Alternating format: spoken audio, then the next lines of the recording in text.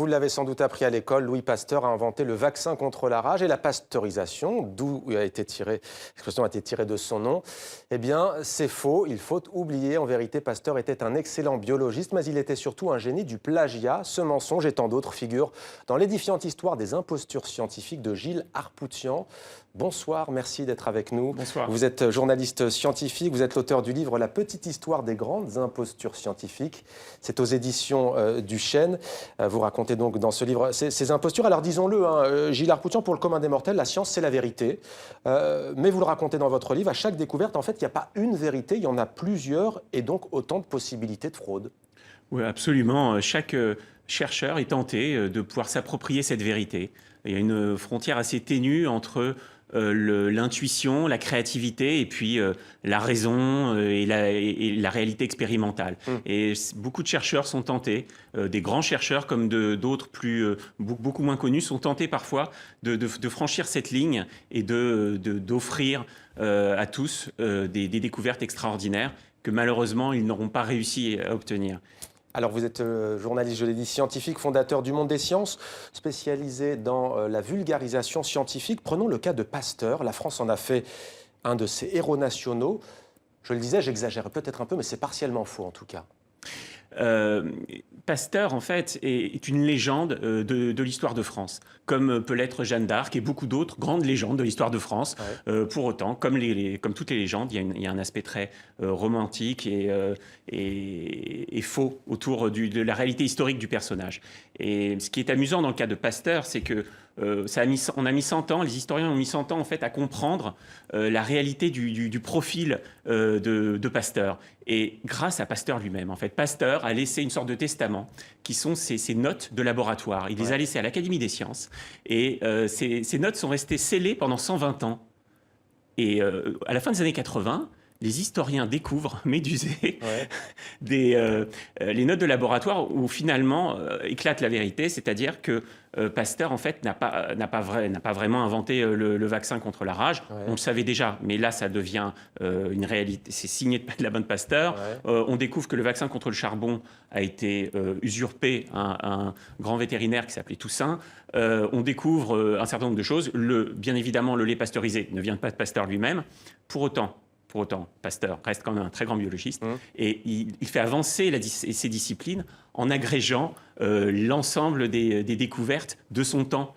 Et il leur donne une certaine audience, une dimension extraordinaire et grâce à lui, on avance. Alors la pasteurisation, ça devrait être quoi? Alors la vernietterisation? La vernietisation, exactement. Alfred de Verniette. Hein. Ou même l'apertisation, qui est un terme qui existe. L'inventeur des premières conserves avait lui-même trouvé que, effectivement, si on réchauffait des aliments, eh bien, on arrivait à les conserver plus longtemps. Arrive Alfred de Verniette, qui lui résout le problème spécifique du vin.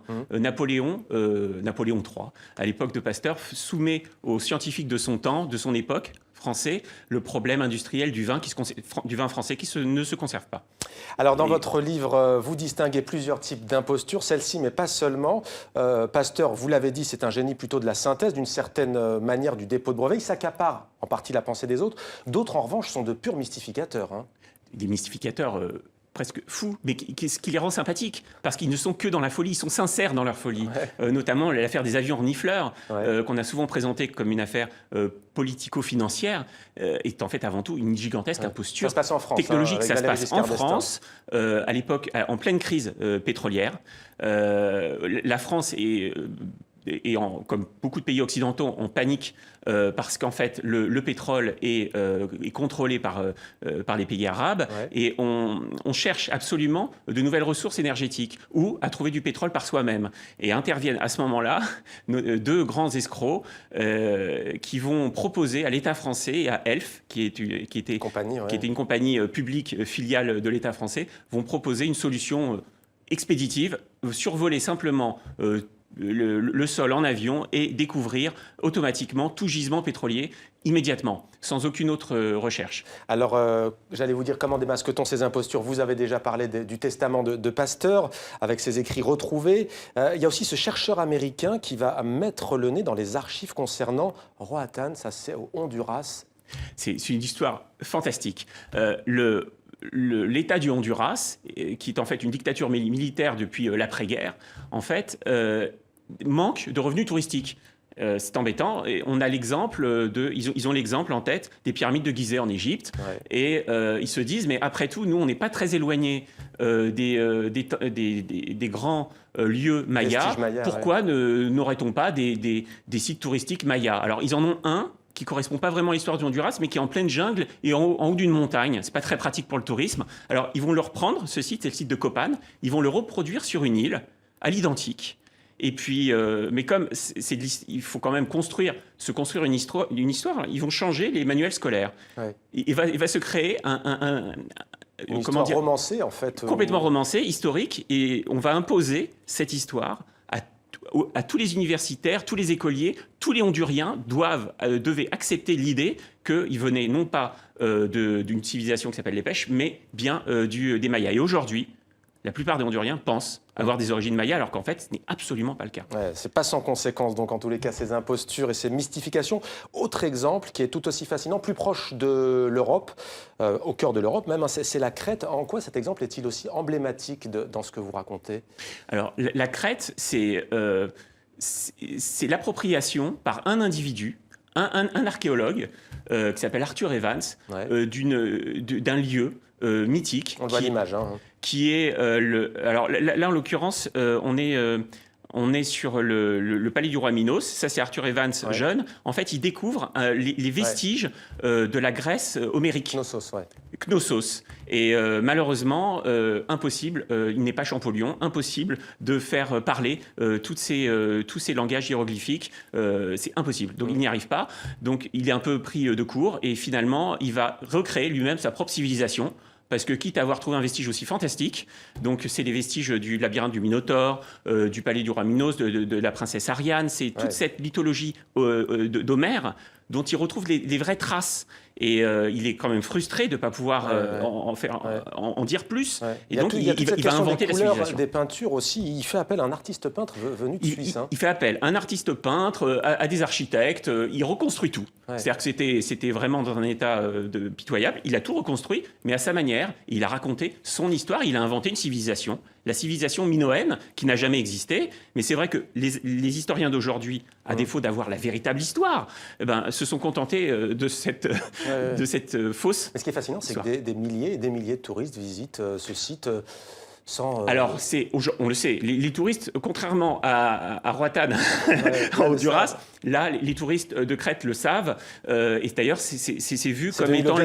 C'est devenu un chef-d'œuvre, en fait, du modernisme. C'est-à-dire ce courant qui consiste à se réapproprier des vestiges ou des idées et à les moderniser. Alors, c'est un livre à mettre entre toutes les mains, puisque vous faites à chaque fois, à la fin des chapitres, le point sur la vérité, entre guillemets, et l'état des recherches suivant tel ou tel domaine. Vous expliquez également dans ce livre, c'est ce qui est très intéressant aussi, que la science a besoin, au fond, de ces impostures. En quoi ? Mais la science, en fait, les imposteurs, c'est pas tant que la science a besoin d'impostures que les impostures prennent leur place dans l'histoire des sciences. Ouais. Et ils en font partie. Ils en font partie. Et souvent, c'est précurseur de véritables découvertes. Beaucoup Aldo Bonassoli, qui est un réparateur de télévision, qui a inventé ce faux système de radar qui permet de sonder les tréfonds géologiques pour trouver du pétrole. Ce système existe aujourd'hui. Il est développé, il existe. On annonce des choses qui vont véritablement exister. Un chimiste anglais invente un système de thérapie par onde cérébrale. Ce système, aujourd'hui, existe. Il avait raison. Ça n'en était pas moins un escroc. Ouais. Pour autant, créativement, il avait raison. Et vous pointez aussi du doigt à chaque fois le fait que ces impostures scientifiques jouent sur nos croyances. En fait, sur la possibilité de réceptivité, au fond, au Honduras, il y a un contexte. Par exemple, il y a dictature, on va jouer peut-être sur la fibre aussi nationaliste. Absolument. En fait, en Crète, on va jouer sur une civilisation. Toutes les impostures s'insèrent dans une époque, effectivement, et se servent des besoins, des croyances populaires de son temps. Ouais. Donc, effectivement, en pleine crise du pétrole, on a besoin de trouver du pétrole.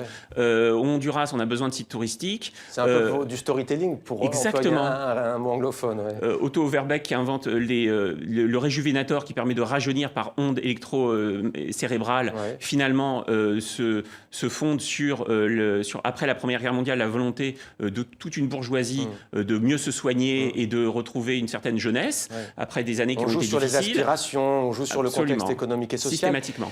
Ça part du XVIIIe siècle, dans votre livre. À quand remonte la première, selon vous, imposture scientifique? C'est aussi vieux que l'histoire des sciences. C'est-à-dire que la première imposture médicale remonte à la médecine, et la première imposture scientifique remonte au premier savant qui fait la première découverte. Vous isolez Ptolémée lui-même 1770 quand même. Alors, non, dans celles qui sont, je m'arrête en fait à une période pour les impostures technologiques. Je débute en fait à la cour de l'impératrice d'Autriche, où en fait son ingénieur en chef invente le premier ordinateur capable de gagner aux échecs.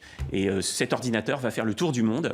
Et en fait, il y avait à l'intérieur un maître d'échecs qui manipulait des bras aimantés et pouvait gagner de manière factice les parties sans que personne ne voit jamais cette personne enfermée dans la petite boîte. Mais Gilles Harpoutian, il y a sans doute à cette heure-ci, en direct sur TV5 Monde, des chercheuses, des chercheurs francophones en Afrique, Belgique, France, Suisse, partout et au Québec qui nous regardent.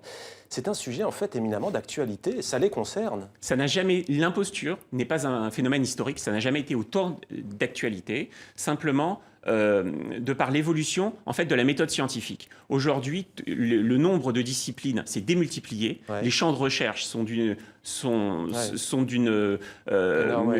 précision ingérable pour les dirigeants et il faut des résultats. Il faut des résultats, et donc on impose des publications et des découvertes aux jeunes chercheurs, qui sont donc pour le coup tentés de plagier ou d'inventer des résultats. On n'a jamais eu autant d'imposture, de fraude, ce qu'on appelle en fait d'inconduite scientifique depuis les 10 dernières années. Cela aussi par Internet, par le fait qu'il est facile de récupérer d'autres résultats et qu'on est face à une communauté complètement mondialisée qui en revanche n'a pas de règles mondiales. Chaque chercheur communique et fait ses travaux avec d'autres collègues dans le monde. Pour autant, aucun n'est soumis à une réglementation commune.